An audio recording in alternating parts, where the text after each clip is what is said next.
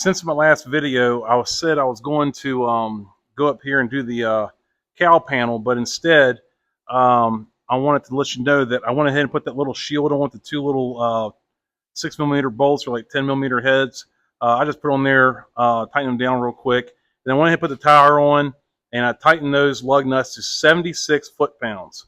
I'm going to now let it down, and I want to position my camera, and we're going to throw the cow panel back in, get those wiper motor back in. I'll give you the torque specs for that, and get the wiper's arm back on, and give you the torque specs for that. And we'll check all our fluids and everything, and take her for a test drive. So stay tuned. Okay, I got the cow panel right here. I got my little, these are 10mm head bolts. I got all these to fit into the cow panel. Just so we're on the same page, these bolts will be torqued down to 66 inch-pounds. When we get to the wiper motor assembly, those are 49 inch-pounds, and the wiper arms themselves are 15 foot-pounds for those nuts that go on there. Now, do not forget, you have a little kind of bridge right here that supports in the middle. Okay, so I'm going to put this thing up here, and you kind of have to go back and forth a little bit. Don't want to forget our little sensor here.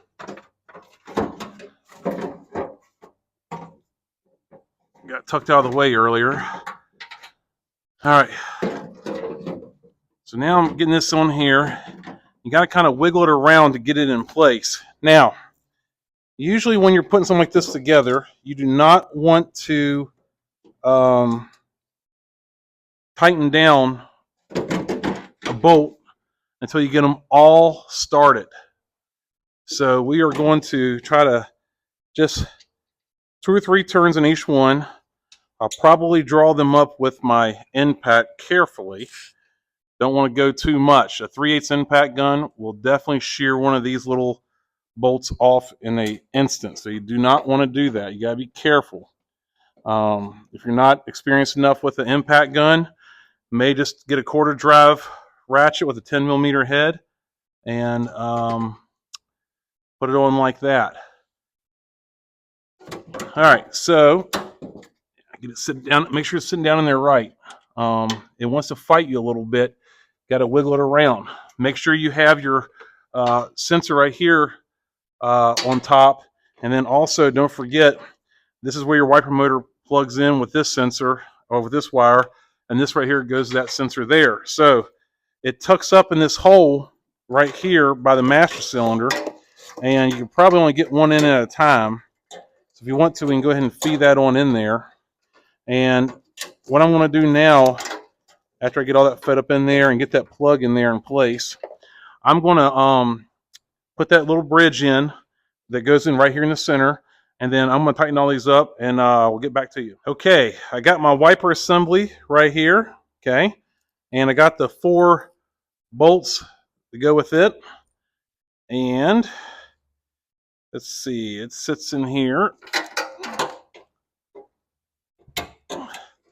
I torqued all my other bolts down to spec. Try to remember how it sits in here.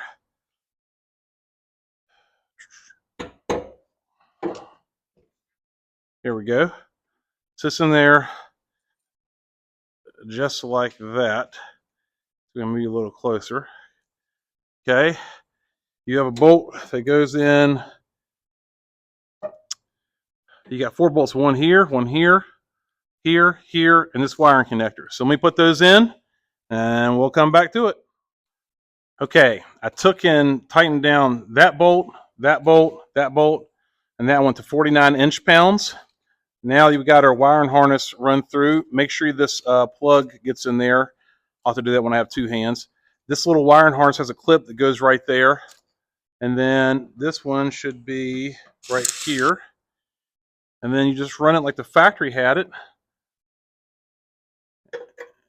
And something like that. And we'll connect this together when I have 2 hands. And then the next piece we're going to be getting is this piece right here. So let me get everything all together, and I'll come back right back here in just a minute. So I put my cover back on the cow panel, and then I had to put the hood down to get the pasture side wiper arm on. And if you remember, I marked it so just to help me put it back exactly where it was. And I'll see if I can get you to zoom in to see my mark. If you look right there, you can kind of see on the camera's picking it up or not. I got a little purple right there and there.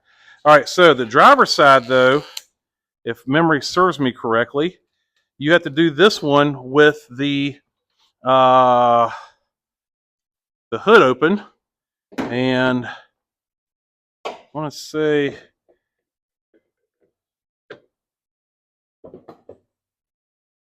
something like that. And now we need to get those two nuts and the covers to the wiper blades. Make sure you do not drop these. They're about near impossible to find because they're black and they're in the engine bay. They're a pain in the butt to find. So now I'm going to snug these up with my impact gun, and then I'm going to tighten those to spec, and then I'll put the covers on, and we'll double check everything one last time. As we're wrapping up here, I would go through and just make sure you don't have any nuts, bolts, sockets, anything like that left laying around, okay? Maybe just check your belt tension one more time just to show you. Sorry about that. I did install the date and the mileage that the timing belt was done, just in case this thing ever gets another one. I would encourage you to just check all your bolts and nuts and just make sure, do everything with a fine-tooth comb. Make sure that all the bolts are tight and everything looks good. Oil caps on, radiator caps on snug, the hoses ran correctly. Just check all this stuff out. And even if you want to grab a rag and just wipe your fingerprints off of things, wipe some dust off. I took time and I cleaned that up. If you look at this right here, this cover, before and after, this cover looks way better. So when the customer comes out here and they see that, that the timing cover's been painted and the valve cover's been painted and that's been cleaned off, and then, of course, new battery, which I also put the date on of when we replace it. I always like to do that, just for, it's easy for warranty purposes. But anyways, yeah, just check it over, make sure everything's good, make sure you didn't leave anything behind. And that's a wrap. We finally finished up the Toyota Sienna series. One thing I forgot to mention, and I did not record myself doing this, I did put the bolts and the nuts back that support the backside of the intake manifold, okay? There was no way for me to record it. I meant to mention it earlier. I forgot all about it, but I did put it in there before I put the cowl panel on. So hopefully you watch this video series all the way through before you do this job. But anyways, I did put them on. I'm not going to lie to you. I did not torque them to spec because there's no way I can get a torque wrench back there. I could barely get a wrench and, even a socket and ratchet. So I just put them on there, snug in my hand pretty tight. So they are on. You need to put them back. Do not leave them off. Another thing I just want to tell you real quick, this is an older vehicle, got a lot of paint chips and stuff. Just treat every vehicle like they're new or old, okay? This is this person's transportation, so don't mess with it. If somebody comes in here and they spend a lot of money like this, it might be a good idea to actually vacuum out the car or send it through the wash real quick. Maybe wipe down the dash, stuff like that for your customer. One thing I did was I noticed his headlights were kind of cloudy a little bit and dirty, so I put on this plastic stuff. Now, this stuff only lasts like about 3 weeks. So all you do is you put it on a rag and you rub it real quick. It took, 2 minutes per headlight maybe. And, when the customer comes, picks it up, their headlights are going to look nice and shiny. Just doing that kind of stuff. Make sure you don't have any handprints anywhere. Make sure you take it for a good test drive. I'm going to test drive it probably at least 10 miles. I'm going to make sure I'm going to work the wipers, make sure they're streaking, make sure they, not streaking I should say, make sure they're parking where they need to park.